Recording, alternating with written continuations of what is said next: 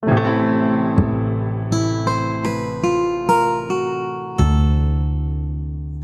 back to the Religious Studies Project. My name is Christopher Cotter, and I'm joined as ever by my inimitable host, David Robertson, and I'm now worried about what inimitable means. It means that you can't be imitated. It's impossible to imitate you, both in your style, your voice, and indeed your scholarly approach.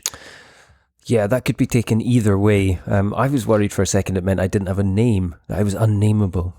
Well, we can do that. We can start recording again if you like, but we shan't.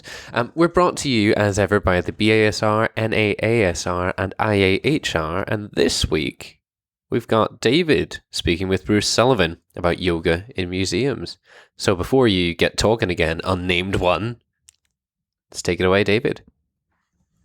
Yoga, in its modern form, should be of great interest to us as scholars of religion. Whilst it certainly has roots in Vedic culture, the vast majority of Western practitioners today do not see it as a religious practice per se, but rather to do with health or, more vaguely, well-being. The issue of yoga's status as religious has actually been to court in California, and nevertheless it continues to be practiced in businesses, in schools, and in museums. And to discuss the latter issue, I'm joined today by Bruce Sullivan, who is Professor of Religious Studies at Northern Arizona University. A specialist in Hinduism, Buddhism, and classical Sanskrit culture, he has published widely on these subjects, including the Historical Dictionary of Hinduism. More recently, he has been looking at the intersections with popular culture, including the recent edited volume, Sacred Objects in Secular Spaces, published by Bloomsbury in 2015. So I would like to start by asking how you started looking at these kind of popular issues, and particularly yoga in museums. Well, anyone who studies Hinduism has to be interested in yoga. It's a really vital component of the religious tradition, and it merits close attention in teaching about Hinduism, in understanding Hinduism, ancient or modern. And so it's not a surprise that any scholar of Hinduism would know something about and care to teach something about yoga. And in my case, my interest in yoga goes back to my doctoral studies. I spent a year in Pune, which is headquarters for Iyengar's Yoga Institute, and his starting point in his teaching of yoga. And I went there to his institute a number of times, had the great good fortune to be instructed, by which I mean yelled at, by him personally. And so it was, for me, always an interest. And I'm surprised myself to have it come back in the form it has, namely having discovered yoga being practiced in museums. So that is a surprise. And I was surprised when I saw you talking about yoga in museums. Tell us a little bit more about that. We're not talking about yoga being, yoga-related items being displayed. We're talking about people practicing yoga in museums. Indeed. This was a discovery I made in the process of interviewing curators of Asian collections in various museums in North America and in Britain. I had the idea that I wanted to discuss with curators how they went about exhibiting materials that would represent Asian religions, and talk to them about their practices, their understanding of the religions themselves, how they went about representing the religion through objects and so forth. And while doing that, all of which was very interesting, I made the surprising discovery that in museum after museum, yoga was being practiced as part of their outreach efforts to bring people into the museum. And so I began to speak also with museum officers responsible for programming. And I began to ask them why they were doing this. And I kept hearing from them interesting accounts of what led them individually to yoga and how they saw yoga as being, in some sense, comparable to art appreciation. That in both cases we have an instance of a contemplative approach that merited being regarded as similar. And this surprised me for a number of reasons that I think we ought to touch on. And we will, hopefully. How widespread is this? It's surprisingly widespread in North America. I think less so in Britain. I haven't found it much at all elsewhere in Europe. But in North America, both Canada and the United States, it's surprisingly widespread. And this has nothing to do with the nature of the collection in the museum. And so it's not dependent on the museum having a collection of Asian objects. I find active programs of yoga ongoing in museums with no Asian collection whatsoever. And this includes museums as diverse as the James Madison Museum in Virginia, which is dedicated to one of the early presidents of the United States.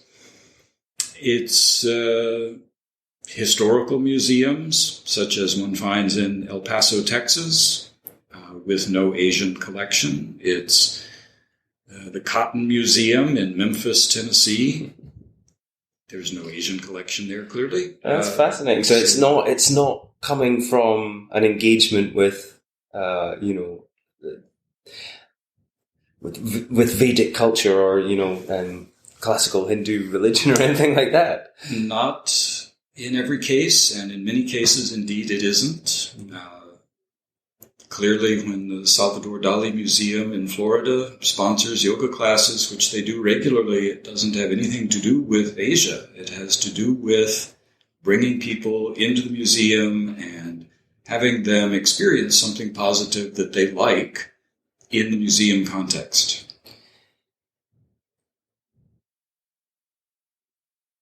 What then do the different parties get out of this? You've already touched upon the idea that the museums, it's to do with outreach. But what do the yoga... Who's pushing it from the yoga point of view? Is it a centralized organizational thing? Or is it more ad hoc? What are they getting out of it? It seems very much individual museum programming officers deciding to contact a local teacher, some local studio. A teacher is sent, classes are started. Sometimes different studios get periods of time in which they hold these classes and then they switch to a different studio. And so it varies widely, but the types of yoga that one encounters in the museums are exactly the types of yoga that one encounters in yoga studios. And these are varieties of yoga that, in many cases, directly trace back to very well-known teachers and traditions of the 20th and 21st centuries. And so whatever one finds being taught in yoga studios nowadays, one finds being taught in museums as well. Which leads perfectly on to the question of what is being taught in yoga studios nowadays. I mean, yoga as a modern phenomenon, I mean, it's quite something, isn't it? I mean, even the last 20 years in particular, we've seen a huge explosion of this. Many yoga teachers nowadays are very well aware of the tradition as an ancient tradition, and in fact, often cite the importance of this. Often they magnify the extent to which the tradition is unchanged since ancient times, and indeed it's changed rapidly and frequently.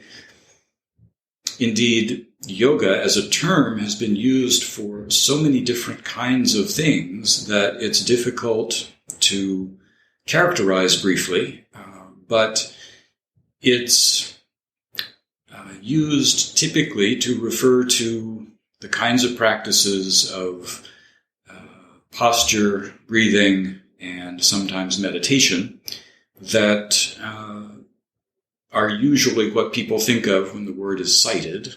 But it's also, in more recent times, expanded to include much more acrobatic forms, sometimes with a partner. So people doing acrobatic postures with a partner, acro yoga as it's often called, is not unknown in studios and in museums. The inclusion of music in the practice also is not unknown in studios and in museums. This can include even the yoga rave phenomenon, which is sometimes a party lasting multiple hours with electronic music and special lighting and so forth that also shows up in museums. And I was fascinated when earlier on you said about that yoga and art are both, the thing that unites them is this contemplative aspect. I think that's very interesting. If the reason for doing yoga in a museum is not because of the idea of being close to, Asian artifacts or some sort of Vedic kind of heritage, but it has to do with this contemplation. What does this tell us about how the sacred is being invoked here? That's an interesting question. And traditional yoga, of course, is not about art appreciation. And traditional yoga practiced out in the wilderness by individuals didn't involve art. It didn't involve having before the practitioner any kind of painting, statue, or other artistic representation. And it's surprising, therefore, to see repeatedly how programming officers will cite this correspondence between art appreciation and yoga practice as both being contemplative in their justification for why it should be done in a museum.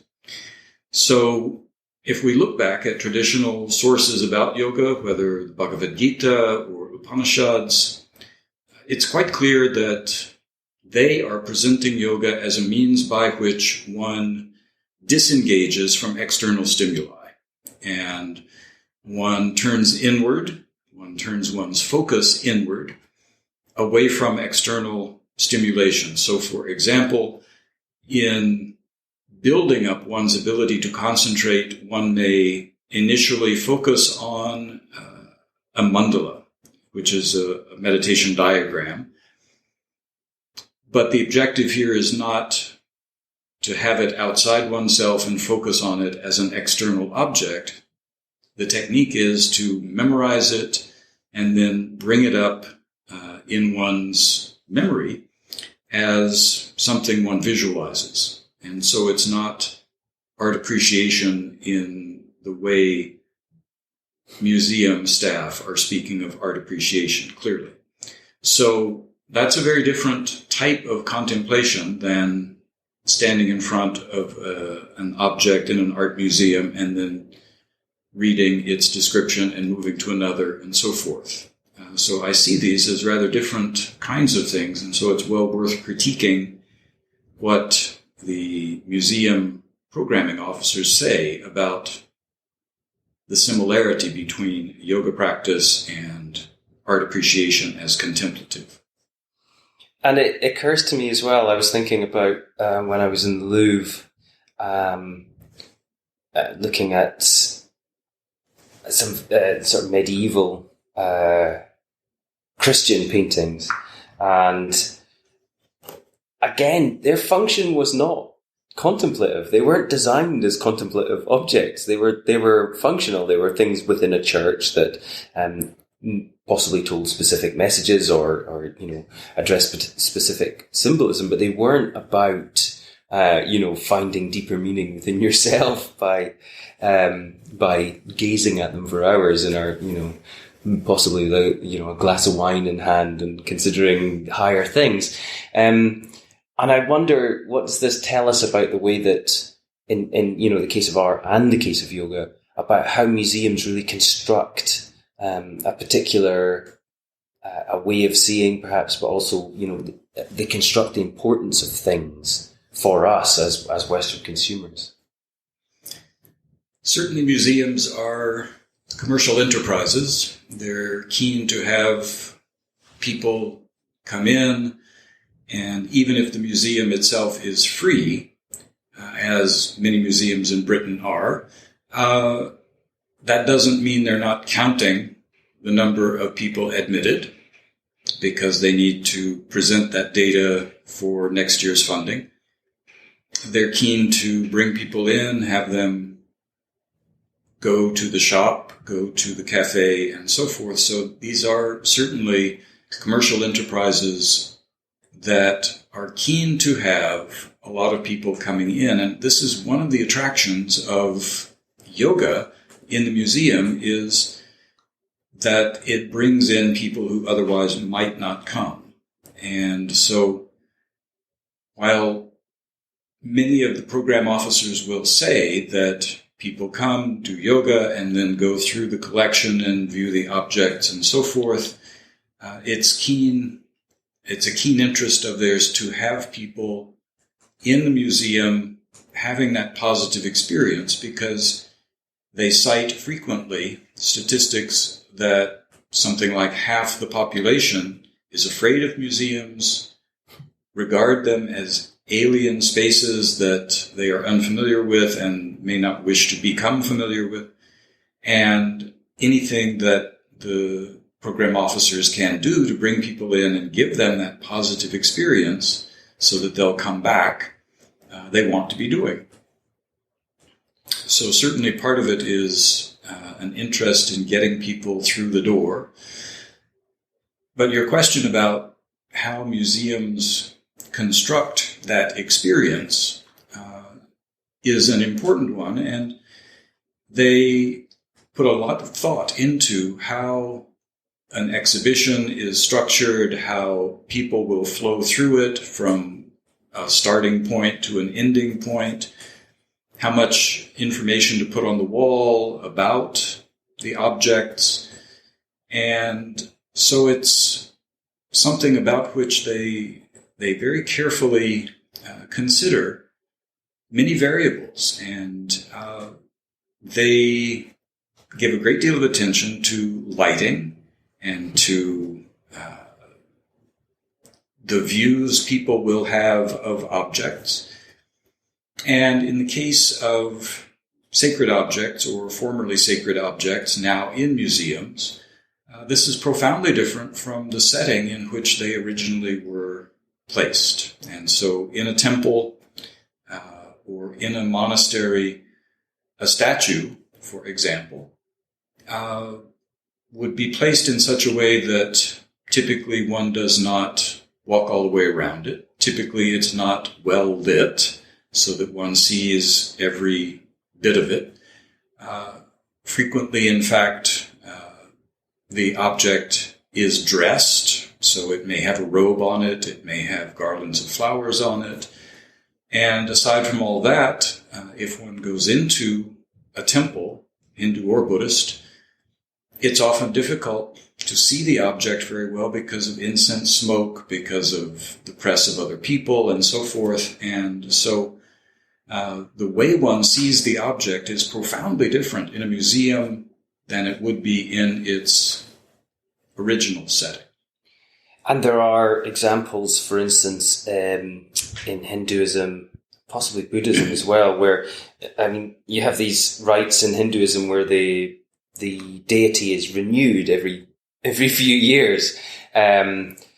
Jagannath, for instance, springs to mind. So you can have a statue in a museum that we go in and we regard it as this timeless thing. This is a statue of the god, and they've just replaced it. In its original context, it was only meant to last 10 years or something like that. They just replace it and move on.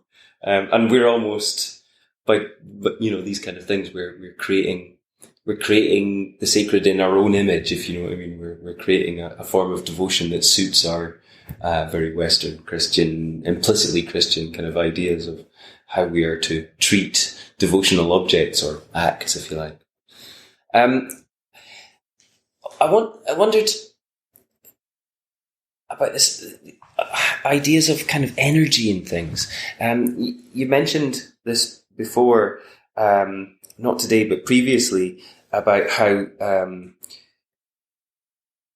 when Westerners talk about yoga, they often talk about self-fulfillment and ideas of there being particular energy in the room, and yoga being something about producing energies.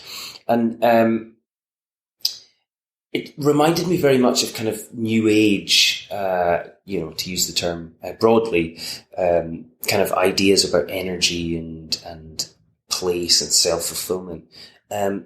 To which degree are we actually talking about something that comes from the Vedas here, and to which degree are we talking about something which is actually much more recent, which has found a language to use from the Vedas?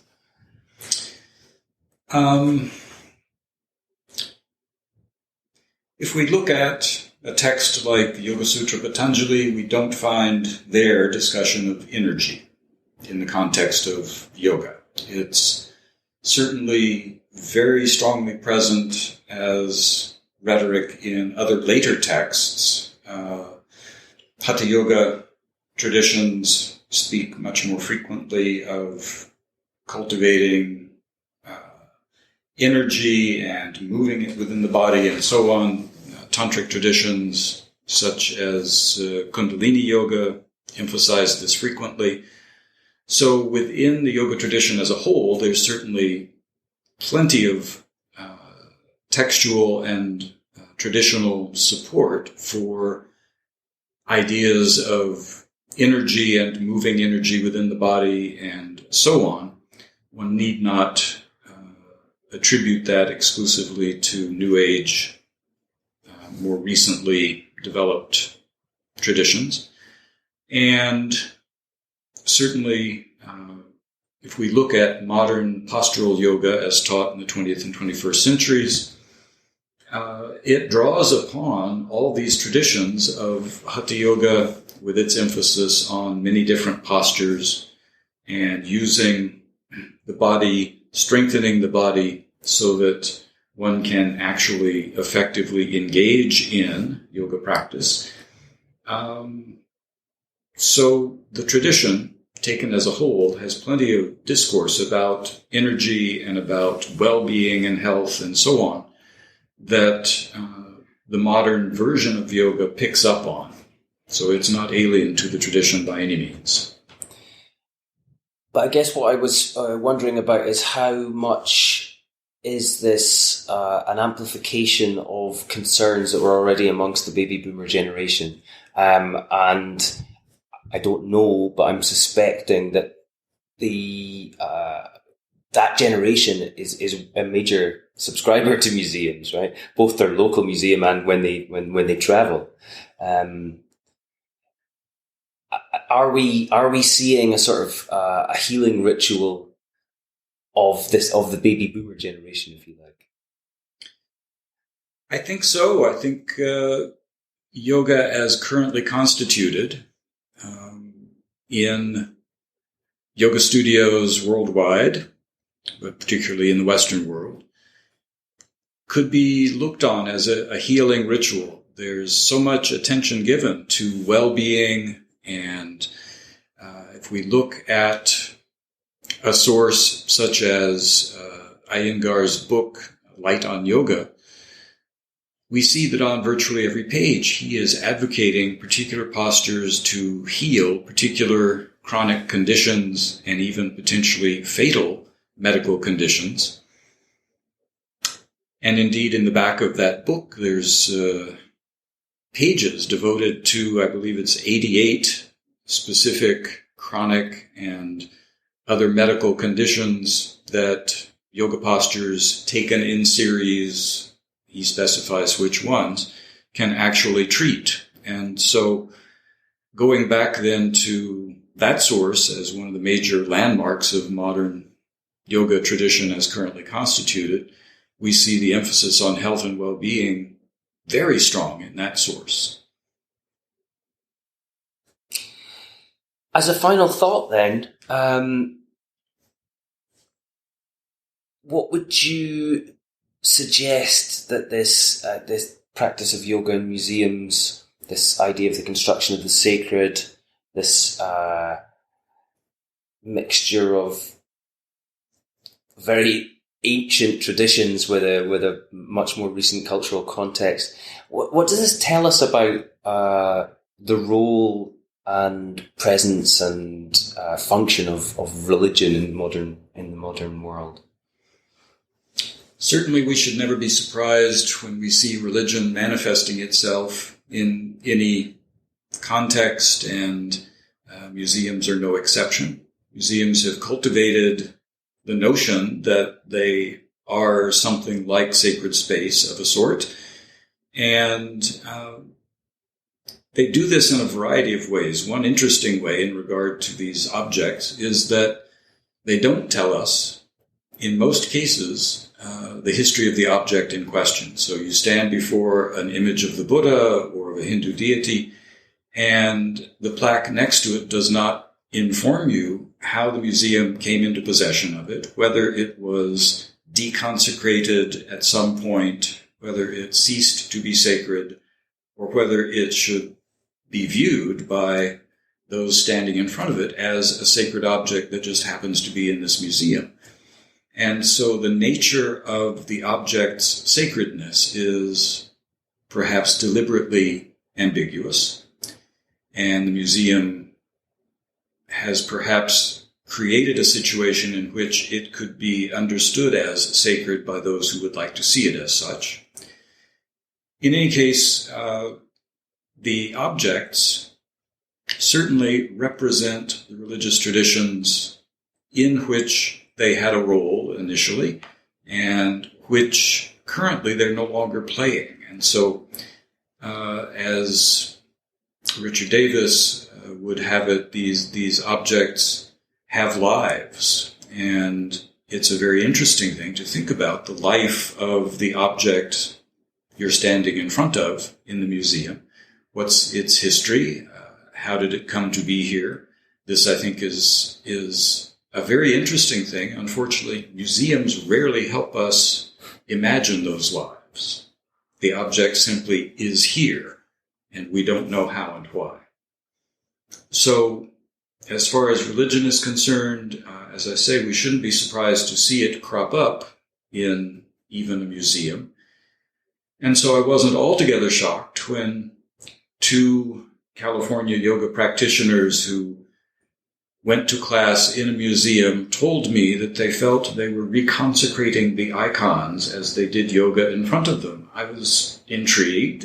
It's certainly not an idea that I expected to hear necessarily, but on reflection, I realized that they had taken unto themselves the role comparable to the priest who consecrates an image or can deconsecrate it, and regarded themselves as being in some way able to reconsecrate the image before them by doing yoga in front of it. Now, this is a very non-traditional approach to both yoga and to consecration of images. One doesn't do yoga to consecrate an image traditionally, but I found it fascinating that they had come up with a new religious reason for going to the museum to do yoga. Professor Sullivan, thank you for being on the Religious Studies Project. My pleasure. Thank you for asking me. Thank you. That was excellent to hear from the two of you there, David, and excellent to hear Bruce again after what was a very interesting presentation here in Edinburgh back in October or November last year, and really touching on a lot of issues that are close to the RSP's heart, if the RSP can be said to have a heart. On that sort of notion of different spaces, and this is a really tenuous link here. And popular culture. Yeah.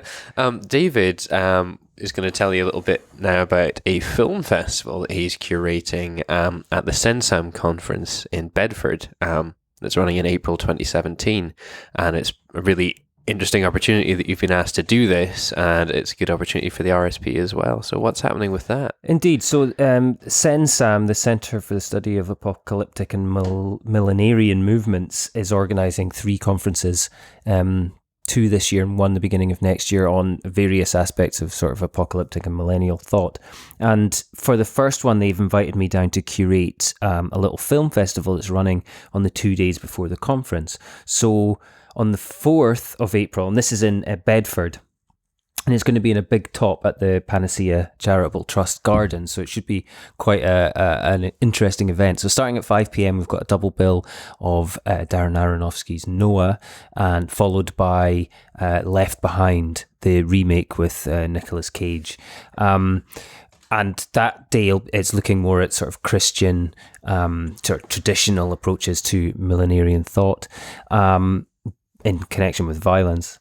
And then on the 5th, we have a double bill looking more at sort of more contemporary New Age alternative approaches to millenarianism, starting with The Day the Earth Caught Fire, which I think is 72. It's a Peter Weir film. And that's going to be followed by 2012, the disaster film from, I think, 2008, 2009.